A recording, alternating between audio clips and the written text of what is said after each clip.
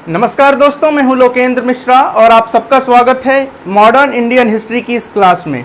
पिछले क्लास में हमने डिस्कस किया था कि कैसे भारत में यूरोपियन कंपनियां आती हैं और उनके बीच में किस तरह से कंपटीशन होता है भारत में ट्रेड के मोनोपोली को लेकर। मोनोपोली का मतलब होता है एकाधिकार, ट्रेड के बिजनेस के एकाधिकार को लेकर किस तरह से उनके बीच में कंपटीशन होता है, किसकी फैक्ट्री कहाँ पे स्थापित होती है। अब आज का जो लेक्चर है ये सबसे मजेदार लेक्चर है, क्योंकि इस लेक्चर में हम पढ़ने वाले हैं कैसे ब्रिटेन की कंपनी और फ्रांस की कंपनी, मतलब ब्रिटिश ईस्ट इंडिया कंपनी और फ्रेंच ईस्ट इंडिया कंपनी के बीच में किस तरह के युद्ध होते हैं और उस युद्ध से आखिर में कौन विजयी होकर बाहर आता है और किसका भारत में सत्ता स्थापित हो जाती है। ये तो आपको पता है ब्रिटेन की सत्ता स्थापित होगी, लेकिन इसमें कहानी बहुत मजेदार है कि किस तरह से ये सारी घटनाएं होती हैं।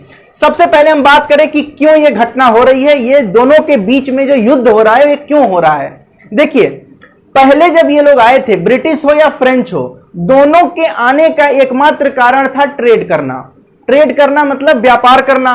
अब व्यापार करते समय अगर दो कंपनियां हैं भारत में, तो दोनों के बीच में एकाधिकार को लेकर यहां पे झगड़ा होगा कि यहां पे एक मार्केट है तो इस मार्केट में हम अपना सामान बेचेंगे, इस मार्केट में तुम अपना सामान बेचना। अब भारत एक मार्केट है, इस मार्केट में दो लोग आ गए दुकान खोलने अपना, एक आ गया फ्रांस, एक आ गया ब्रिटेन। अब दोनों की दुकान चल रही है, एक कोई दुकानदार रहेगा तो उसको फायदा है, इसलिए दोनों के बीच में झगड़ा शुरू होगा, युद्ध शुरू होगा।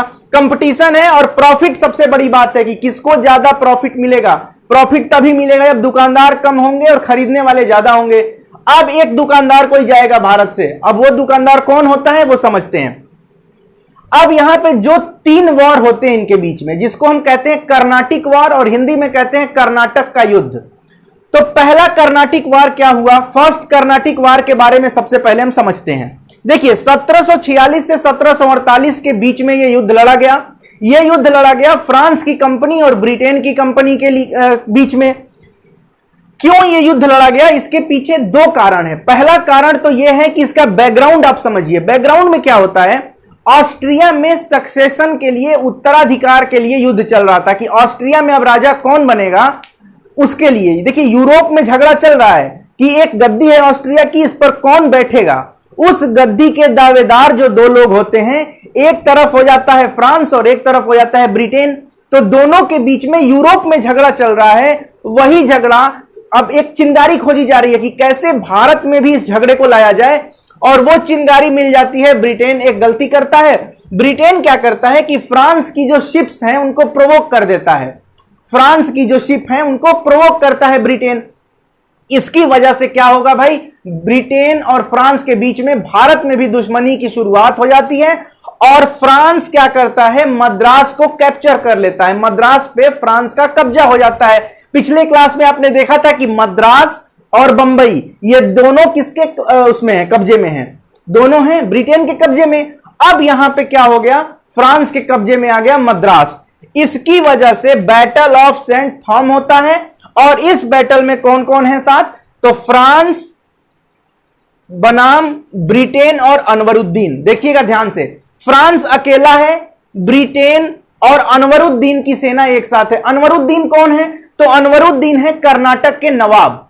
अब कर्नाटक के नवाब अनवरुद्दीन का साथ मिल जाता है ब्रिटेन को, और फ्रांस और ब्रिटेन के बीच में हो जाता है एक युद्ध जिसको कहते हैं बैटल ऑफ सेंट थॉम। अब इस युद्ध के बाद क्या होता है, देखिए, युद्ध में या तो कोई जीतेगा या तो कोई हारेगा या तो ट्रीटी हो जाएगी। ट्रीटी का मतलब है कि दोनों लोग मिल बैठ के कुछ नियम बना लेंगे कि चलो तुम ये मान लेना, तुम ये मान लेना। अब यहां एक ट्रीटी हो जाती है ऑस्ट्रिया में। ऑस्ट्रिया में युद्ध चल रहा था, उस युद्ध का परिणाम भारत में भी युद्ध हुआ फ्रांस और ब्रिटेन के बीच में। ऑस्ट्रिया का युद्ध समाप्त हो गया। जब ऑस्ट्रिया का युद्ध समाप्त हो गया तो इन्हें लगा कि भारत में जो हम लोग लड़ रहे हैं इसको भी समाप्त कर देते हैं, भारत में जो लड़ रहे हैं इसको भी समाप्त कर देते हैं।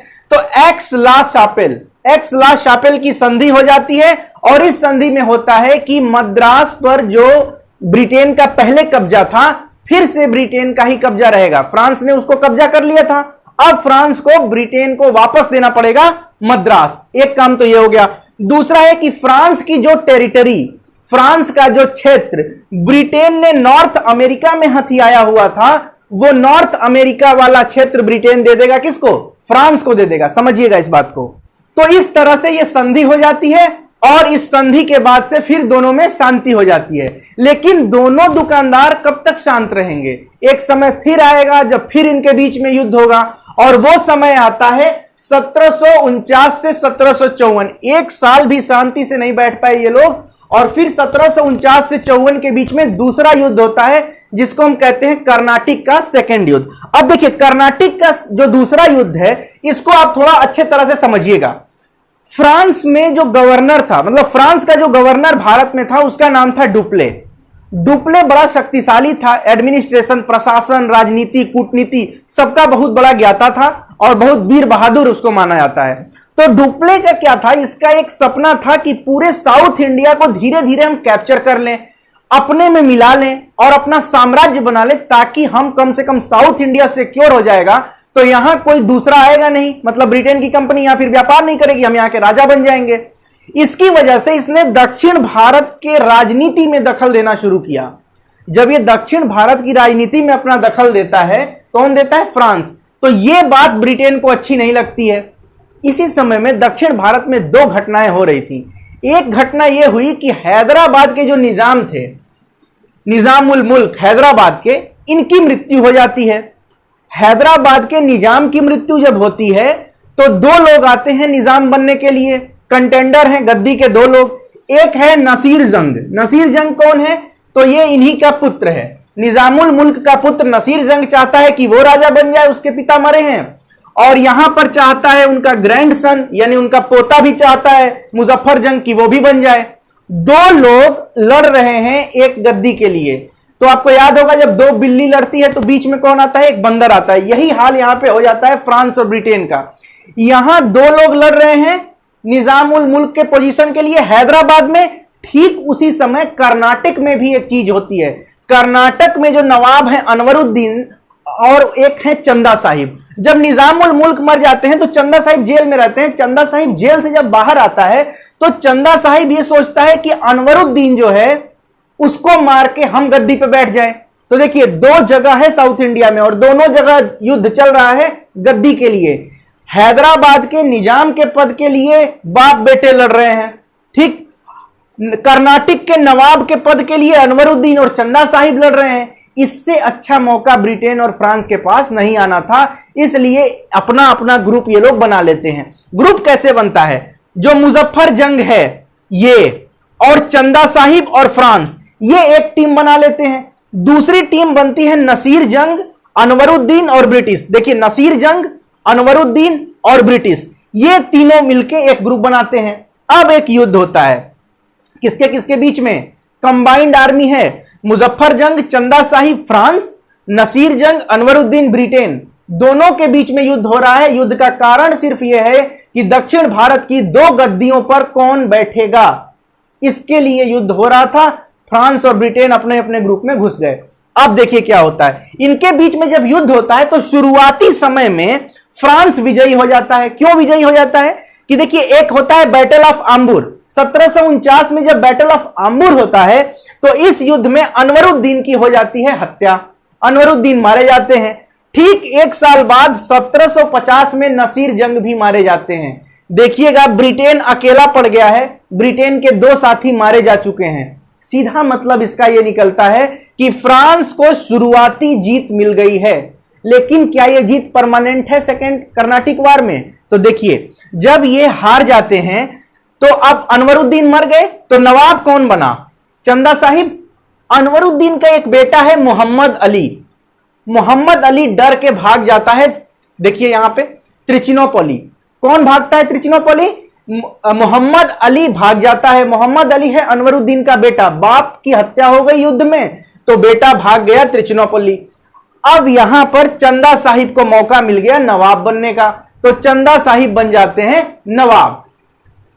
इसके बाद से एक घटना यह होती है कि डुप्लेक्स जो है, इस इतना अब तक जो युद्ध हुआ, इसके बाद क्या होता है? इसके बाद यह होता है कि जो डुप्ले हैं इसको कृष्णा नदी के बाद, मतलब कृष्णा नदी के साउथ में जितना भी मुगल एम्पायर का क्षेत्र है वो सब का गवर्नर बना दिया जाता है डुप्ले। एक तो चीज ये होता है। फिर जब ये यहां पहुंचा रहता है तो समय देखकर चंदा साहिब ये सोचता है कि इसका बेटा जीवित है, जब तक ये जीवित है तब तक क्या है, एक खतरा है कि फिर से कहीं वो अटैक ना कर दे। इसलिए इस पूरे फोर्ट को ही घेर लिया जाता है चंदा साहिब के द्वारा 1751 में। 1751 में चंदा साहिब इसको घेर लेते हैं।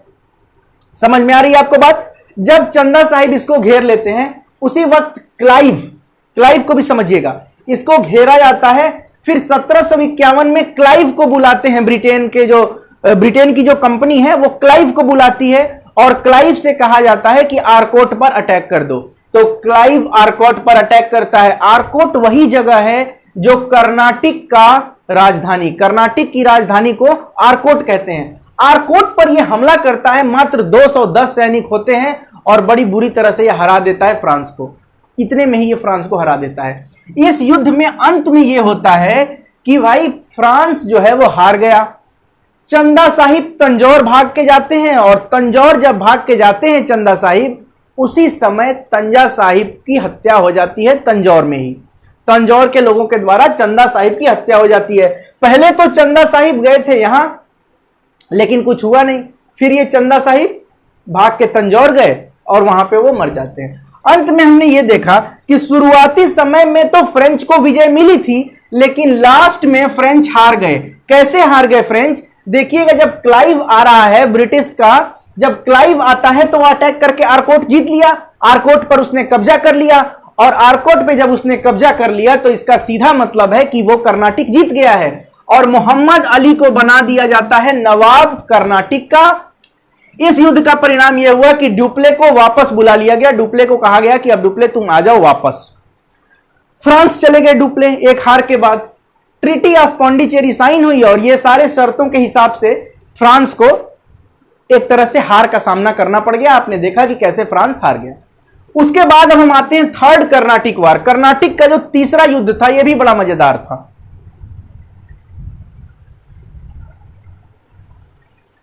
इसमें क्या होता है कि ऑस्ट्रिया में 7 साल का एक युद्ध चलता है जिसको कहते हैं 7 इयर्स वॉर। देखिए, फिर से ऑस्ट्रिया में युद्ध चल रहा है। भारत में कोई घटना हो या ना हो, यूरोप में फ्रांस और ब्रिटेन के बीच में जो राइवलरी है, जो दुश्मनी है, वो देखने को मिलेगा भारत में भी।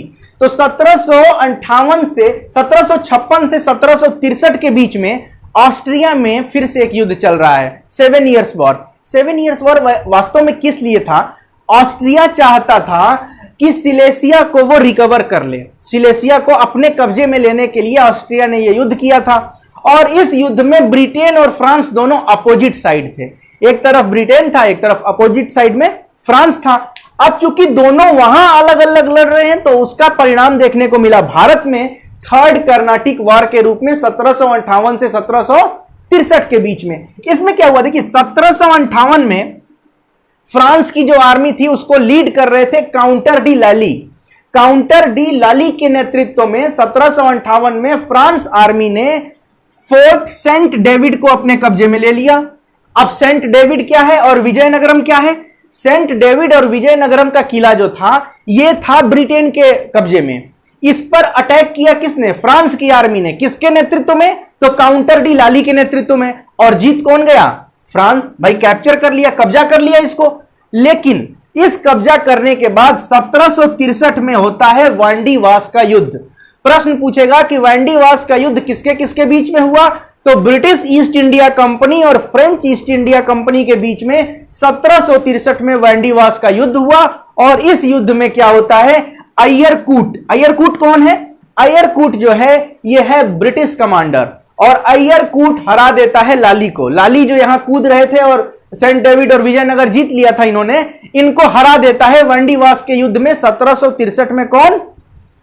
अयरकूट। जब ये हार जाते हैं तो देखिए कौन हारा? फ्रांस हार गया। अब इसके बाद एक और ट्रीटी होती है, उसको कहते हैं पेरिस का शांति समझौता। Treaty of peace of Paris 1763 में साइन किया जाता है और इस ट्रीटी के साथ तीसरा कर्नाटिक युद्ध समाप्त हो जाता है। अब इस ट्रीटी में क्या था? इस ट्रीटी में यह था कि फ्रांस रिटेन्ड देयर टेरिटरी, मतलब फ्रांस का जो क्षेत्र था वो उनको वापस कर दिया गया, लेकिन एक शर्त के साथ। और यह शर्त सबसे खतरनाक शर्त था और इसी शर्त ने यह प्रूफ कर दिया कि अब भारत में फ्रेंच ईस्ट इंडिया कंपनी का समय चला गया और भारत में ब्रिटिश ईस्ट इंडिया कंपनी का समय अब आ गया है। यह क्या था? इसमें था कि फ्रांस फर्दर कोई मिलिट्री एक्सपेंशन नहीं करेगा। सेना का प्रयोग करके फ्रांस अब साउथ इंडिया में नहीं, पूरे इंडिया में कहीं भी किसी भी राज्य पर अटैक वगैरह नहीं करेगा। मिलिट्री की सहायता से कहीं कब्जा करने की कोशिश नहीं करेगा। कौन नहीं करेगा? फ्रांस। मतलब साफ है, एक ही तो कंपनी थी, एक ही तो प्रतिद्वंदी था तुम्हारा फ्रांस। अब जब वो अटैक कहीं नहीं कर सकता है तो अटैक करेगा सिर्फ और सिर्फ ब्रिटेन, और ब्रिटेन अटैक करेगा तो फ्रांस उसमें सहायता देने भी नहीं जाएगा अपोजिशन को, क्योंकि यहां ट्रीटी हो गई है। और अगर जाओगे तो फिर तुम ट्रीटी को उल्लंघन करोगे, और ट्रीटी का उल्लंघन करने का नतीजा होगा फिर एक युद्ध, और फ्रांस फिर से हारेगा। तो इससे अच्छा है। और देखिए 1763 वगैरह का समय चल रहा है। ब्रिटेन अपने आप में प्लासी का युद्ध जीत चुका है उस समय तक, और प्लासी का युद्ध जीतने के बाद बंगाल के क्षेत्र से जो पैसा आ रहा है वो ब्रिटेन को धनी बनाता जा रहा है। बंगाल पे कब्जा हो गया तो बाकी जीतना आसान हो गया उसके लिए। इसलिए हमने देखा कि डुप्ले वगैरह जो भी लोग थे बड़े पावरफुल थे, भले बड़े राजनीतिज्ञ थे, प्रशासनिक रूप से बड़े सुदृढ़ थे, लेकिन फिर भी वो हार जाते हैं, क्योंकि बंगाल है किसके हाथ में? क्लाइव के हाथ में, ब्रिटेन के हाथ में, और बंगाल सबसे अमीर है। वहां से पैसा आएगा तो यहां लगाएंगे युद्ध में और जीत जाएंगे। तो इस तरह से आज की इस क्लास में हम लोगों ने समझा कि फ्रांस और ब्रिटेन की कंपनी के बीच में भारत में किस प्रकार का संघर्ष हुआ।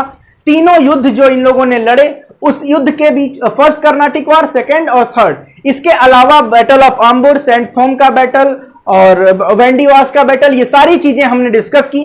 मुझे पूरा विश्वास है कि आप लोगों को ये वीडियो अच्छा लगेगा। अगर अच्छा लगता है तो जरूर लाइक करें, कमेंट करें, शेयर करें, अपने दोस्तों तक वीडियो को जरूर पहुंचाएं ताकि अधिक से अधिक लोग देख पाएं और हम इस सीरीज को कंटिन्यू कर पाएं। आप लोग लाइक और कमेंट करेंगे तो उससे हमारा भी उत्साह वर्धन होगा, जिससे कि हम वीडियोस और आप लोगों के लिए लेकर आएंगे। तो बहुत बहुत धन्यवाद आप सबका ये वीडियो देखने के लिए। नीचे डिस्क्रिप्शन में टेलीग्राम चैनल का लिंक है, उससे भी जुड़ जाइएगा। Thank you so much.